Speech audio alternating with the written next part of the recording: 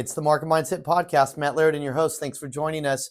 This podcast allows me to virtually travel the entire United States, East Coast, West Coast, North, South, Houston, up north to the Canadian border, across the Canadian border once or twice, Seattle down to Florida. It's really a privilege and an honor to be able to do that and meet such a wide variety of nice, friendly, professional people from all over the United States. And it's just a true pleasure and a blessing.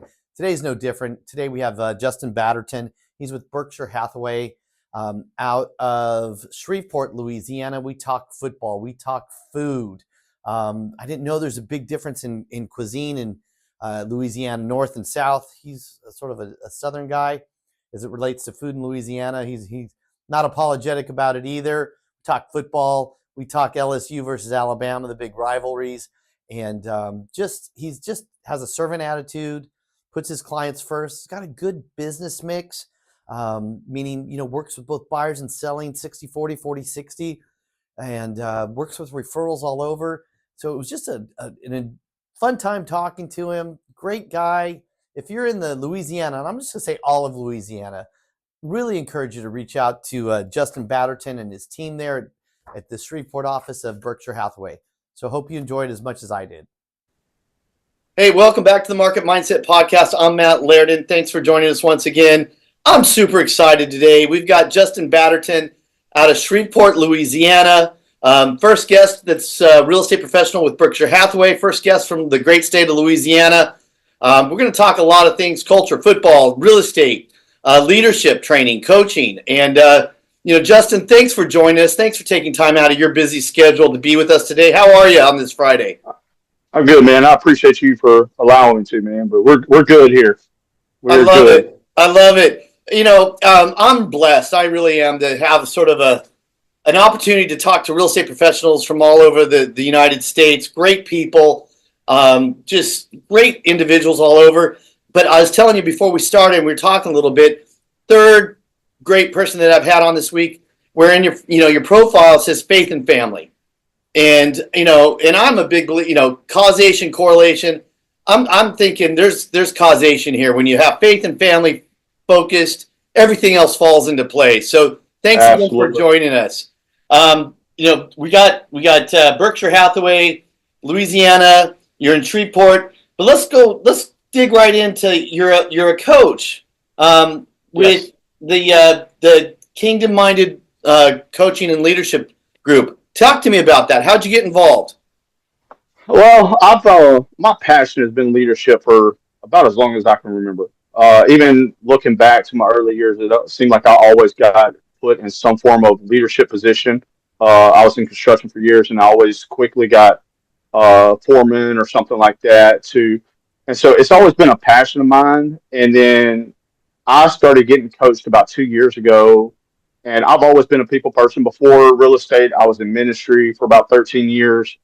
Actually, people were the reason I got in real estate. I knew when I was kind of taking a break from ministry, I did not want to just go back to just a normal job. It still had to be helping people and serving people and kind of loving on people. And one-on-one, I love helping, people in general. But when it comes to leadership, I love just kind of growing leaders. The way I feel is, why affect one when you can affect multiple, Right. And it starts with leaders. And in my opinion, leaders now is not just a boss. It's not somebody over. I mean, if you're a parent, you're a leader. If, we're all leaders. And so it's helping us become the leaders we're called to be, and being a believer, making sure those, it's wrapped around kingdom principles. Right. Leadership, when it comes to leadership, no matter what leadership book you read, if you really look into it, it all goes back to the Bible and the way Jesus walked. So, not a bad mentor. Jesus, not a bad mentor, not a bad guy to not follow. At all. Huh? Not at all. So, when it comes, I love growing leaders. I love watching, again, leadership's just a passion. I read more leadership books. That's always been something I'm drawn to. So, and just watching, coaching people and just having that connection. Yeah, no, I think that's amazing. And when you talk about leadership, and obviously you're passionate about it, which I respect, and coaching, I think everyone should have coaches. And there's coaches out Absolutely. there. You don't necessarily have to pay for a coach necessarily, Correct. but you can find mentors, people. And if you ask them, the successful ones are more than happy to pass it on and share it. And that's Absolutely. I love that aspect of it. And going back to what you just said, if you can impact one person's life with by helping them out and coaching, and then they can go out and help 3 people. They talk to 10 and help 3, and then those 3. I mean, there's this domino effect that just goes. So speaking of, talking about leadership and so, what are some of the characteristic traits? You read about it, you study it, you teach it. What are some of the top characteristics that you find in leaders? I think first is vulnerability. I think, well, and that's one I don't think gets talked about enough. But let's Okay. face it, vulnerability is our superpower. When you have vulnerable leaders, when you're vulnerable with we'll just say as a leader, when you're vulnerable with those that you're leading, they're more apt to be vulnerable with you. So if you're being open with who you are, they're more open to saying, "Hey, look, I made a mistake," and it kind of helps, grow. So I think that is a huge one. Being authentic is another big one, and not trying to be what one leader looks like and what another leader looks like. It's being who God created you to be, being who you are. And not the way I say it to people is so many times in life we try to sit at tables and we're trying to fit into a table that we were not created to sit at. So sit at the table that you were made for. I love And it. lead in the area that you're created to. And again, it may just be your children. And I always tell my kids, I guess this goes back to who I am and just as a leader and leadership is, when your kids try on your shoes, all little kids do. I got 3 kids. One's 22. I've got a daughter that's also, I mean, she's adopted in our family too. A spiritual daughter. She's 28. And then I've got a 3-year-old son and an 8-year-old son. Oh, And both wow. my sons, yeah, I know, I got a wide range. But my sons, when they were little, they put my shoes on, and I would look down at them, and I'll kind of get close to them and tell them and say, "Hey, look, there's going to come a day that I won't fit your shoes."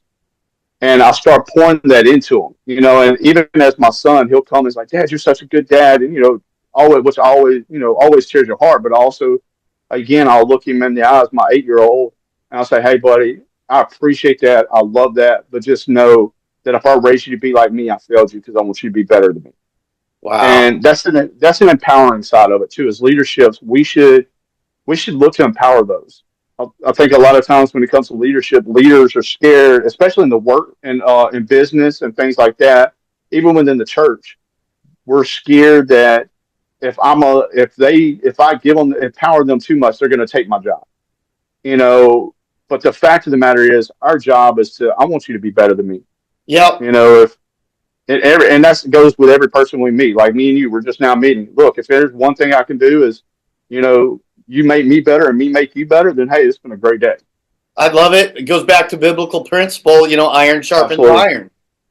absolutely. Yeah. And so my takeaway, and I love it, one, be vulnerable. Be vulnerable, be honest, be open. Hey, I'm not perfect. 2, be your organic, authentic self, and you get a lot more buy-in. I know, when I started the podcast, I go out, okay, I got to go look at all of the podcasts that are doing well, and Hmm. try and create the perfect background, try to wear the perfect clothes. And then I was reading a book by Rick Rubin, and I follow Rick Rubin. He's a music producer, and he says, "No, make it for yourself. All right, make it for yourself, and then you're going to be organic, you're going to be authentic, and you're going to get a lot of buy-in, That's right. from your people." So I just said, sort of go for it. There's another term that I've heard, and I don't know if you're familiar with it. It's called the imposter syndrome, where we don't Hmm. feel like we're worthy. We don't Hmm. feel like we're the experts when we are in some ways. And I think it's psychological and it's organic and it's internal. It's natural to sort of feel that way. But I'm getting validation from you today, which I love, is just be organic, be your authentic self, be vulnerable, and you'll get a lot more buy-in. Yeah, and I tell people this all the time. Going back to God is he didn't create you to be me and me to be you, because he didn't need another me. He already had me. He didn't need another you, because he made you. And that's the thing, is like us being who he created us to be, because he only made one of me. And Yeah. so I don't need to be a you, because he's already made a you. And always, and that's another key thing in life, whether leadership or in life, is figure out who you are called to be, not do, but be. So many times we get focused on the doing and not the being, and we have to remember, understand that we are human beings, not human doings. I love Uh, that. and so, kind of looking at it from that aspect of like, man, who am I? Who am I to be? Whether it be leadership, real estate, whatever in life, is figuring out who you're called to be as a person and who God created you to be, and then just go from there. Yeah. I love the metaphor and the real example, and then the sort of metaphorical example of, your shoes. You've got these shoes there, and sort of the Cat Stevens songs. I know I'm going back to, one of his songs where he talks, I want to be just like you, Dad. But no, Mm, we want these children to find their own path and yeah. influence them, and by leadership. But the shoe analogy, I'm sorry, I'm going to have to use that because I love it. Look, man, I'm going to use it, copy brother. that. Use it. Go ahead, because I mean, it wasn't for me. And I think that's something. If you look at Jesus, he actually kind of said the same thing. When he said to the disciples, "Go and you will do greater things than me." Uh, Yeah. that's empowering. That's what we're called to do. Everybody's called to empower somebody. Uh, Whatever lane you're in, whoever it is, whether leadership, business, family, friends, you're called to empower people to be better each and every day. That's amazing. So thank you for sharing that. So we got to talk a little bit of real estate here. So That's it. we're starting off with some leadership advice. We're gonna put real estate in the middle. Then we're gonna get into this Okay. talk about the fun stuff, football, sports, the Cajun culture, your food culture down there. Come I on. was in. I spent some time in Lake Charles, Louisiana. I had time between my junior year and senior year. And Lake Charles, I mean, just such an amazing Mm, culture. I mean, it's unique, probably more unique than anywhere else in the United States. And you're born and absolutely. raised there. Talk to me about Louisiana. Louisiana, man, it's like you said, the food. And when you think of Louisiana, you think of food. We are known for food. I'm a foodie. My wife and I both love to cook. So yeah, I travel. When I travel, I can be a food snob. Because again, it's hard not to, because we're surrounded by so much. Now I'm in North Louisiana, so I may knock some of North Louisiana people, but I've got a lot of family down south. My dad lives in Lafayette. My wife is actually down North Shore, New Orleans, and the food different. We have a thing that north and south are kind of on top and bottom of 49, or Alexandria. They say I-10, so north of I-10, uh, it's where the culture begins to shift. And then you go south I-10, and that's where it's a total different. That's where all the good food is. Uh, there's certain people that bring the good food up here, but yeah, food is where it's at, man. But we're a very diverse culture, and I love it. I love it. So let's talk real estate. You're there, Berkshire Hathaway. First guest on from Berkshire Hathaway. Talk Come about the on. culture of Berkshire Hathaway. Why you love Berkshire so much. Man, I've been in a couple other brokerages, and obviously I'm not just to name drop other ones, but I've only been there a little over a year now, and man, I love it. Is the one I was at first? It was good at the start for where I was at, but in the middle was a local brokerage, and I still love those brokers. They were some of the most amazing brokers, within the city. Just as people, it was a very small. But then I came over to Berkshire, and it was just the training to just the culture as a people. Yeah, We're a big family, yeah, and then our brokers themselves, where we're at, is there's very good people, good leaders, and then within the model itself, there's so many different things, but we have a thing called Forever Agent, and part of that Forever Agent is making sure that you're somebody's agent forever, and it's teaching you how to do that by touching base with them, different aspects of becoming that agent that if anything, if any agent knows I can't remember the statistic off the top of my head, but we know that like a lot of times, once you become someone's agent, you're not always a forever agent. And it's like when they get ready to buy the house, and we've all had experience probably, you get the emotion in ourselves and have to brush it off of like, man, why didn't they choose me? What about Yep. me? But that's the part of being a forever agent, is learning how to do that effectively. So that way, that way you can be that agent like, hey, let me, I know who to call. And it goes back to referral. We're a referral business. That's where we grow. So learning how to do things up front, and then continually, so that we're the first person they think about whenever somebody says, "Hey, I want to buy or sell a house." I love that. Front of mind is what I'm hearing from you. Always be front of Absolutely. mind. And then I haven't heard this term before, but I love it. Forever client. You're the family forever client, the legacy client, the legacy broker for the family. And Yeah. in my position, I get asked a lot via social media, or I see it out there. I want the highest possible payout, and I want 120% of my commission, and I want all the training and all the support, and I want my own desk. And these unrealistic demands Hmm. that some of these agents are putting on, and they forget about the culture of the company, and the people, and the Absolutely. leadership, and the training. And ABC real estate in Texas might be different than ABC real estate in Yeah. Seattle, Yeah. or ABC real estate in Louisiana and Shreveport there. So it's a lot of times it's office by office, Oh, and absolutely. and go where you fit, because payout isn't everything. I don't know if you would agree with me on that, but payout isn't everything. Man, I would 110% agree with you, because I mean it's culture. I'm big, going back to leadership too. Is like it's all about culture. Businesses are built on culture.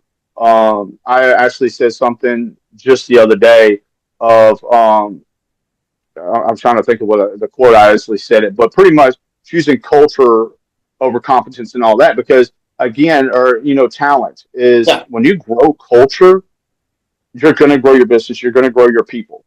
Even when joined Berkshire, again, money. Yes, if we do this right, you're going to make some money. Real estate's hard. And that's another reason why culture matters, because real estate is tough, especially right now. I don't know I know a lot of other places here, we're getting just like everybody else, starting to get the struggle side of, the real back to the day real estate. But, that's when you need that culture to, one, have other agents in your office that can, especially like newer agents and all that, can look back at like, okay, how can I do this? But be that sounding board, or have somebody go and help you out when you can't do something. But as real estate agents, I think that's key too. Whether it be brokerage or just culture in general, like as agents, we're a family. We're right. At the end of the day, we're trying to do the best thing for our clients, and we're a team.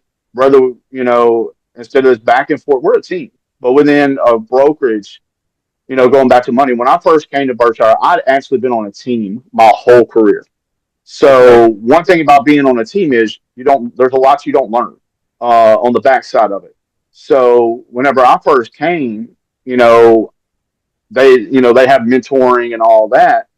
And technically I didn't have to join mentoring because I've been in real estate for a while, but there was a lot of things I didn't know. So I paid for the mentoring and said, hey, yes, I want mentoring. Why? Because knowledge is more than anything. Yeah. And to learn everything. I didn't see it as me losing money. I seen it as me gaining money in the future. Same thing when it comes to culture. If you're around a brokerage, and you're right, every brokerage is different. I've been in a few now, each one of them is different. There's been goods and pros and cons to both.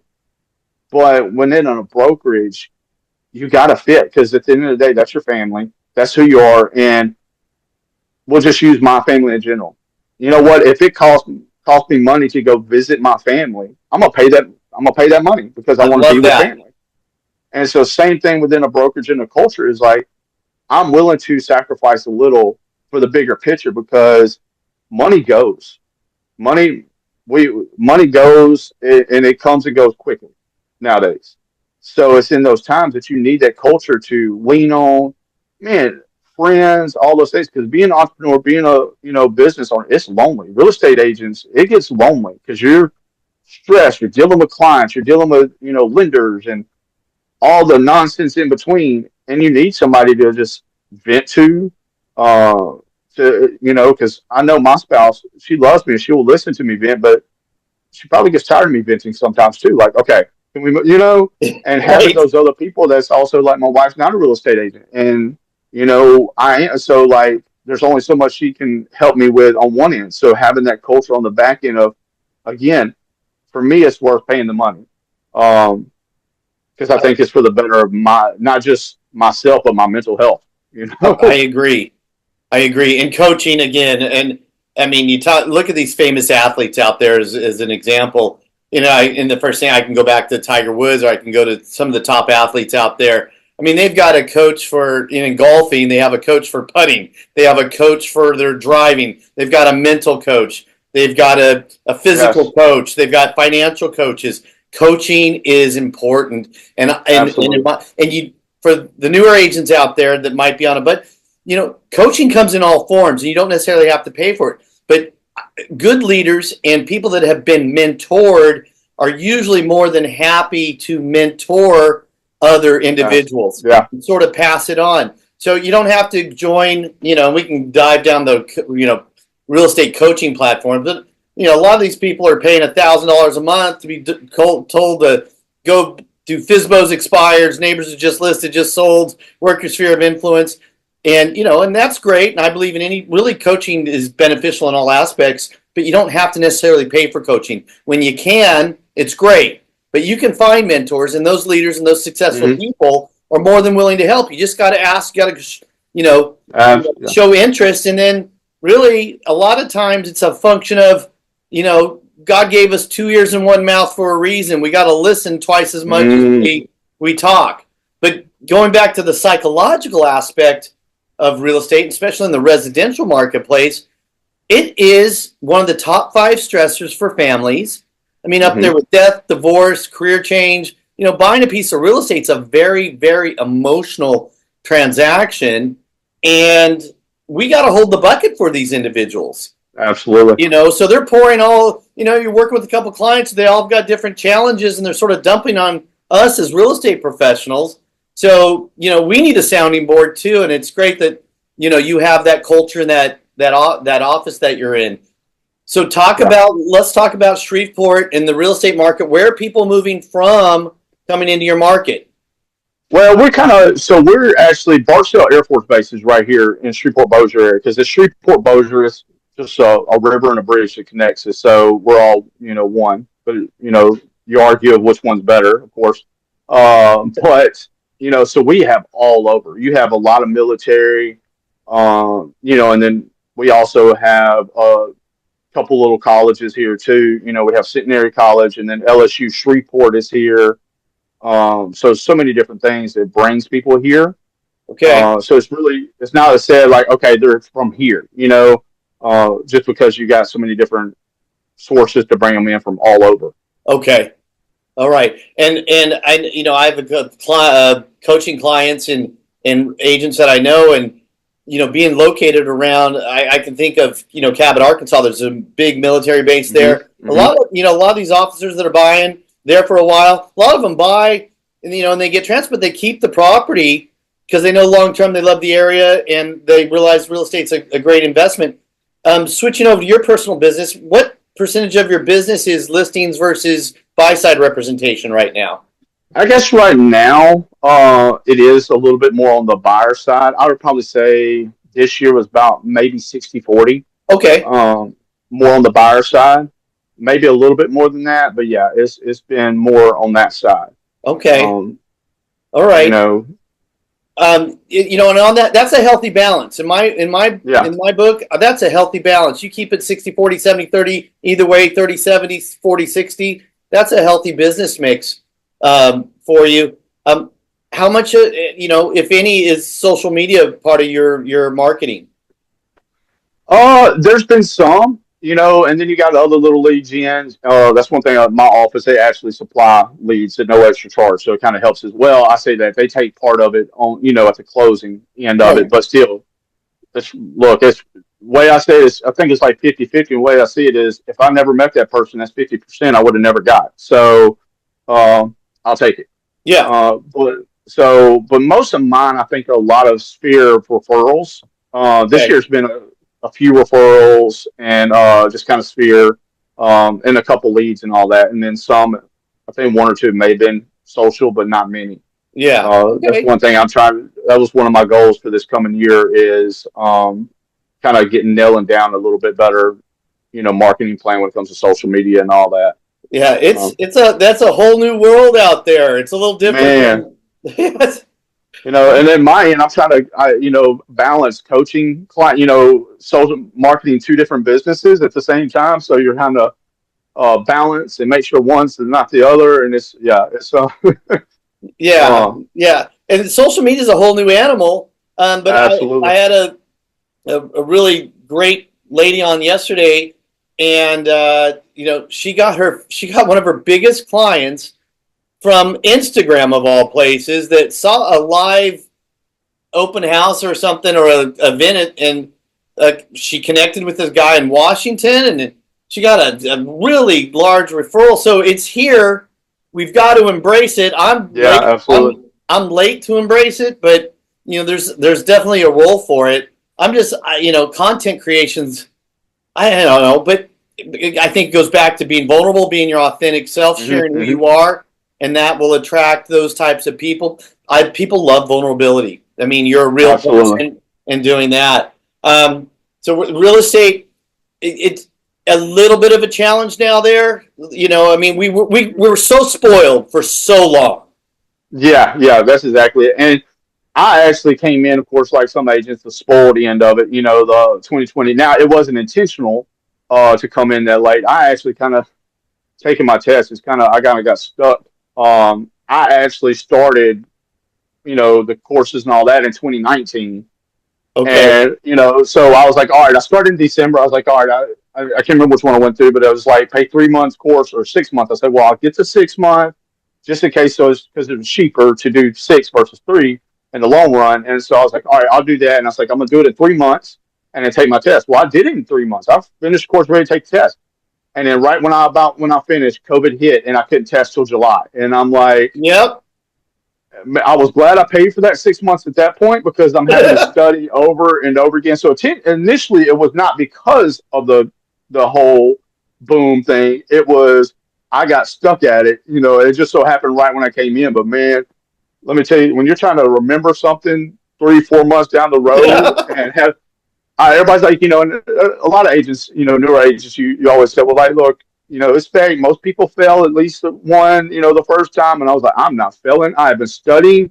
I am not doing this anymore. I am done. And I was at my break point. So, but yeah, we got spoiled, man. We did. We got spoiled. And so now here, it's a little back and forth. I think we got like, I think it's like 43 days, right about 5 months of supply on the market.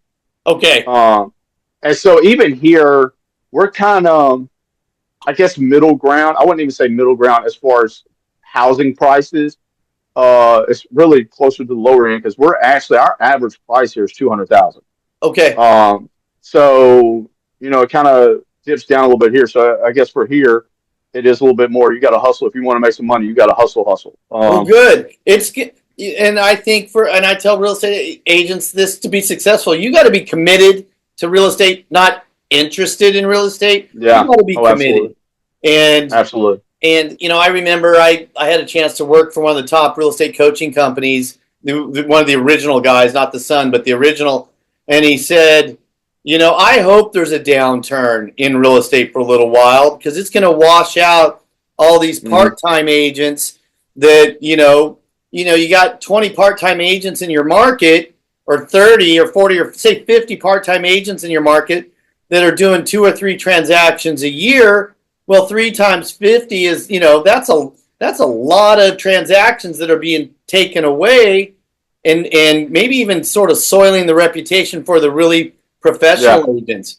I mean, we got to talk about it a little bit. How did your office, how did the culture, how did you work with the younger agents who were panicking about the DOJ, the NAR lawsuit and Yeah. Yeah. BIC and disclosure? How did you guys address that, especially someone like yourself who's in a natural leadership position?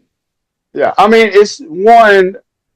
so we're blessed at our office. So there's a couple things going back to the culture side of our office is we have mastermind groups for all stages, from Okay. new agents to like the forever agent thing. Right now, that's where I'm in. Is we have a program set for just forever agent to go even deeper into that side of mastermind, top producing mastermind. So that's another big thing is having those masterminds and going back to the free coaching in a sense of having those things to grow. But we actually are blessed. So one of the person over that is over all the masterminds, Misty, she's actually on the local board and all that. So and even with the laws, I can't remember the exact title of all of that, but going to the our capital and listening all that. So we were blessed to have her early on, you know, come in and say, hey, this is what we need to do, and kind of coaching us through that.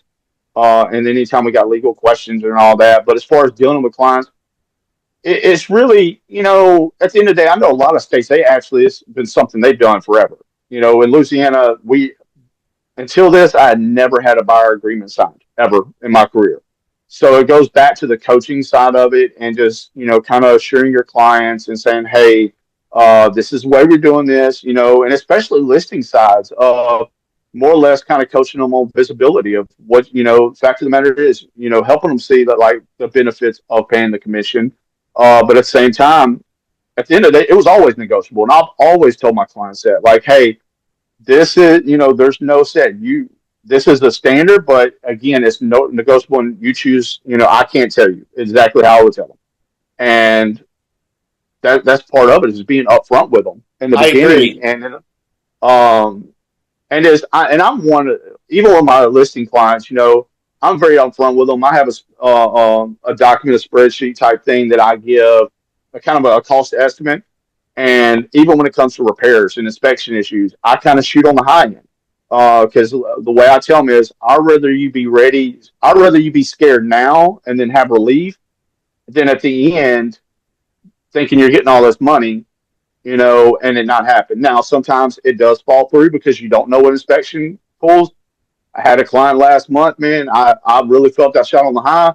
We get an inspection report back, and it was the worst inspection report I've ever had. And it was, I mean, because it was, it was things that was unnoticeable.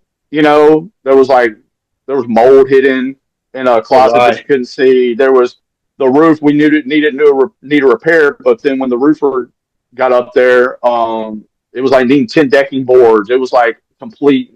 And the roofer is a very good friend of mine. He's actually an agent as well. So, and then you had HVAC foundation issues. So it was a lot. So, um, but even then, that goes back to what people don't understand about being an agent is we look at these glamours and just opening doors.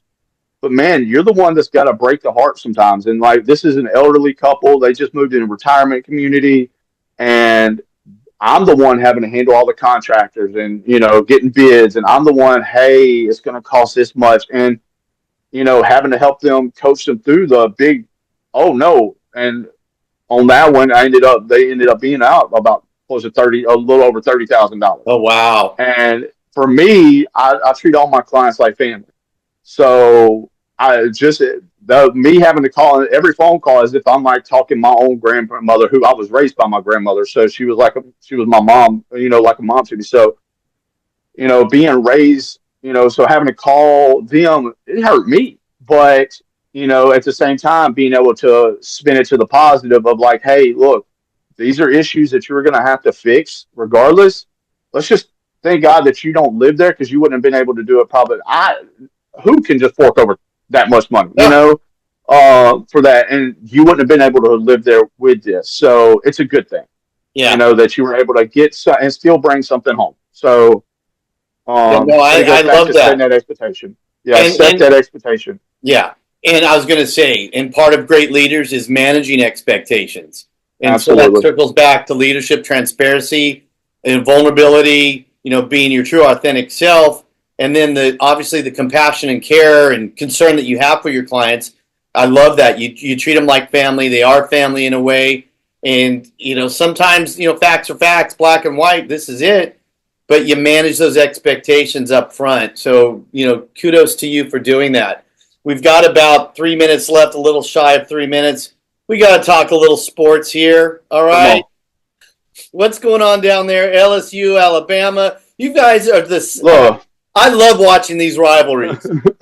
Man, this has not been Louisiana's year when it comes to football at all. LSU. One thing about Louisiana fans, I don't know how it is, but I'm gonna be honest with you. Our sports fans do sometimes get on my nerves because we almost act like bandwagon fans. Some of them do just because they're all hype about their team, and then when they're losing a couple games, you hate your team and they're stupid and they're doing dumb stuff like they're. I'm not one of those people.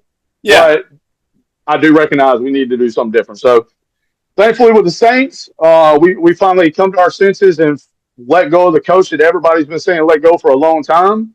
And since that, it's been a complete turnaround in the past 2 weeks. So I'm very happy about that. I'm very happy to see what we're doing now. LSU, man, that's a hard one. It's what makes it worse. Talking about LSU, Alabama. Pray for me because my wife is an Alabama fan. Oh, geez. And so is my dad. So, yeah. And, it's a challenge at times. We get all, now my sons, I've got them, they're LSU.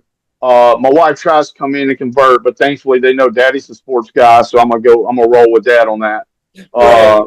I love it. But yeah, it's been a battle this year. To the point of, I don't watch much football right now because it's either watch and be mad or just spend time with my family and be happy. And I'm like, you know what?